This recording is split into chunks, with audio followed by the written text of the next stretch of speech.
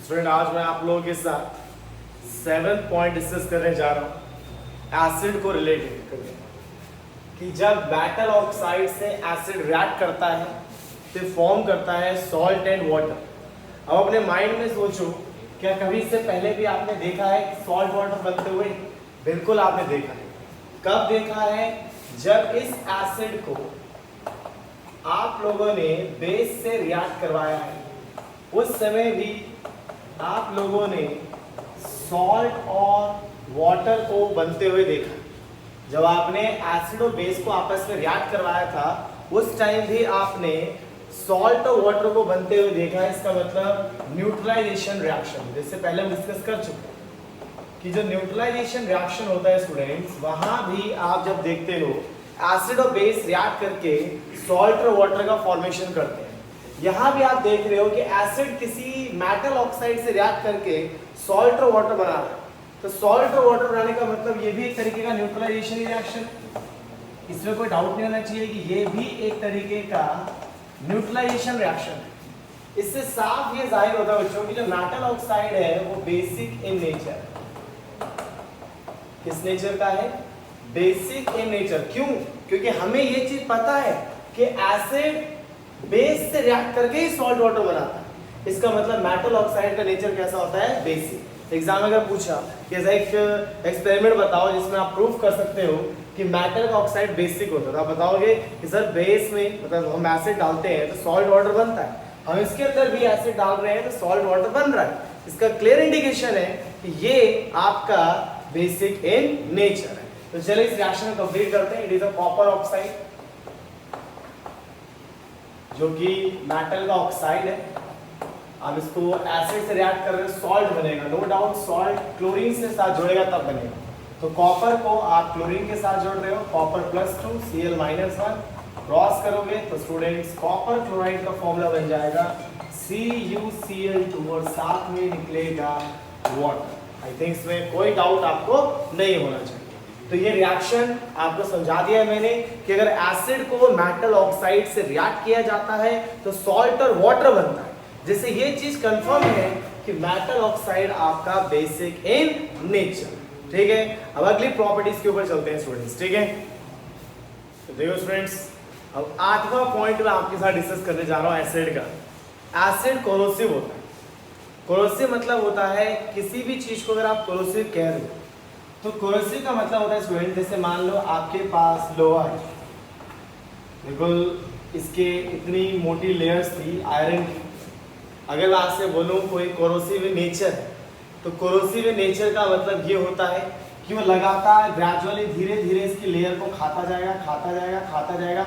एक टाइम में पूरा का पूरा लोहा जो है वो खराब कर देगा। आपने देखा होगा ग्रिल्स होते हैं, घरों में लगे होते हैं, ग्रिल लगाए जाते हैं। ठीक है, उसमें क्या होता है कि जब जंग लगता है उसमें कोरोजन होता है तो धीरे धीरे वो क्या होता है, पतला हो जाता है, पता नहीं टाइम वहाँ पे होल हो जाता है। तो आप कहते हो ग्रिल किसी काम करें तो कभी भी गिर सकता है।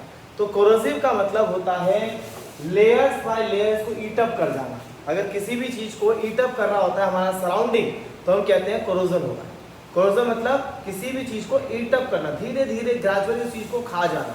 ठीक है, जैसे यहाँ पर एसिड भी ये काम कर सकता है। कई बार आप देखते हो जो मिनरल एसिड होते हैं, मिनरल एसिड स्ट्रॉन्ग एसिड होते हैं, तो ये एसिड क्या करते हैं, बर्न्स प्रोड्यूस करते हैं। कई बार आपने एसिड अटैक सुना होगा। एसिड अटैक क्या होता है कि एसिड अगर मुंह पे गिर जाए, हाथ पे गिर जाए तो पूरा पूरा हाथ ही जल जाता है।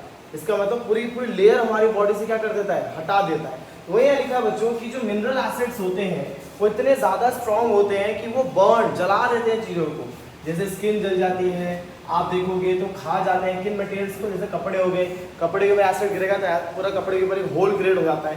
तो मतलब एसिड के पास स्ट्रॉन्ग एबिलिटीज है कि वो आराम से किसी भी मेटल के सरफेस को खत्म कर सकता है। जैसे कि मैंने आपसे कहा स्टूडेंट कि अगर ये मेटल है, इस मेटल इतनी लेयर्स थी तो ये लेयर्स बाय लेयर्स को खत्म कर देगा। ये कोरोजन हो रहा है, पहली प्रोसेस ऐसे हुआ कि पहली लेयर हटी, फिर दूसरी लेयर हटी, फिर तीसरी लेयर हटी, जिससे क्या होता है, ये कोरोजन हो रहा होता है। तो मेटल के पास ये एबिलिटी होती है कि बच्चों वो चीज कोरोड कर सकता है। क्या कर सकता है? कोरोड कर सकता है।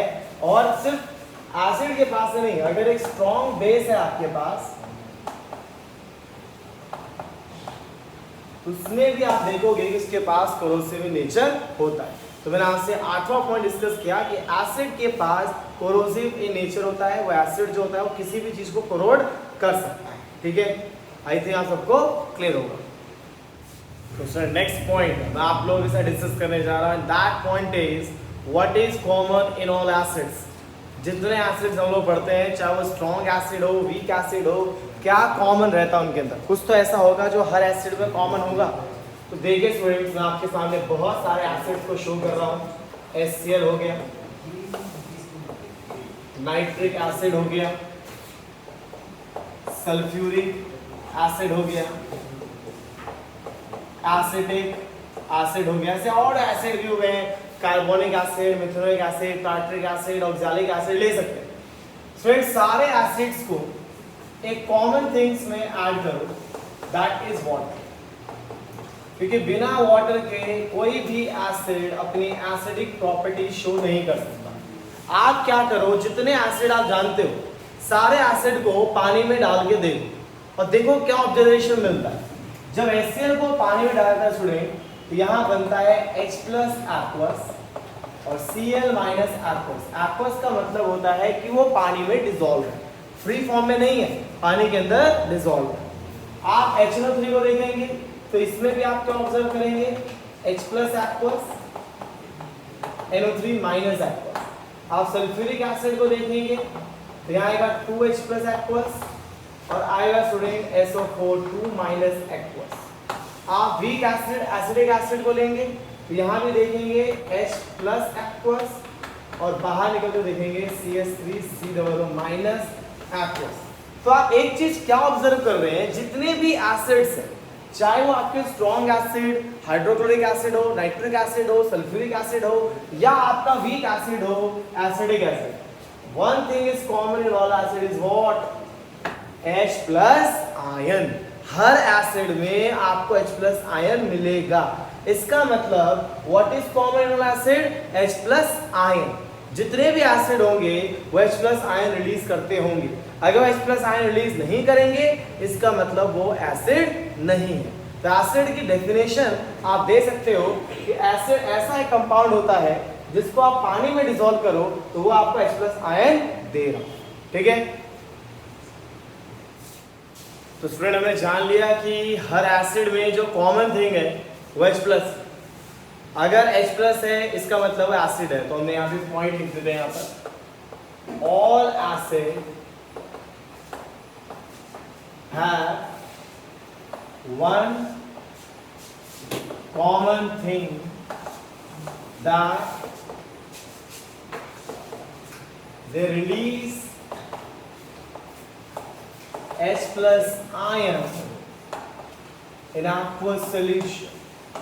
aqueous solution means स्टूडेंट्स, पानी में अगर आप इसको डालेंगे तो ये आपको H+ आयन देंगे। ये एसिड का डेफिनेशन होगा कि एसिड क्या है। एसिड वो है जो आपको H+ आयन दे रहा है, किसमें?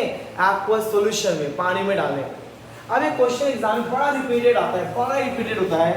बच्चों ग्लूकोज की बात करें C6H12O6, इथेनॉल की बात करें C2H5OH, या HCl की बात करें बच्चों, एक चीज ध्यान से सुनना, एग्जाम में क्वेश्चन ये आता है कि इन दोनों के पास भी तो हाइड्रोजन है, तो एसिड क्यों नहीं है? और इसके पास हाइड्रोजन है तो एसिड क्यों है? तो बच्चों एक चीज ध्यान से सुनना, सिर्फ हाइड्रोजन का होना ही एसिड होता है या H+ आयन निकलना एसिड होता है? H+ आयन का निकलना एसिड होता है। आप सिर्फ ये नहीं कह सकते कि हाइड्रोजन है तो एसिड होगा। हम क्या करते हैं बच्चों, इसके अंदर मैंने पानी डाला तो यहाँ पर क्या निकलना जरूरी है? H+। हम देखते हैं यहाँ H+ आयन नहीं निकला। कैसे पता चलेगा H+ आयन नहीं निकला? हम एक्सपेरिमेंट करेंगे जिससे पता चलेगा कि H+ आयन निकला है कि नहीं निकला। तो बच्चों ये क्यों एसिड नहीं है, तो आप रीजन ये लिखोगे कि इसके पास हाइड्रोजन तो है पर एसिड इसलिए नहीं है because they have no ability to release H+ ion in aqueous solution। लेकिन वही अगर आप इसको बच्चों पानी में डालोगे तो अभी देखा था कि H+ और Cl- बना सकता है। तो ग्लूकोज और एथेनॉल दोनों के पास हाइड्रोजन है but is not consider as a acid because ये H+ आयन में ब्रेक डाउन नहीं होता, लेकिन ये ब्रेक डाउन कर जाता है। आई थिंक आप इसको लिख सकते हो that glucose and ethanol not an acid but still contain the hydrogen because ये हाइड्रोजन कंटेन कर रहा है पर प्लस आयन रिलीज नहीं कर रहा है स्टूडेंट, ठीक है। अब कैसे पता चलेगा उसके लिए एक्सपेरिमेंट मैं आप लोगों से डिस्कस करने जा रहा हूं।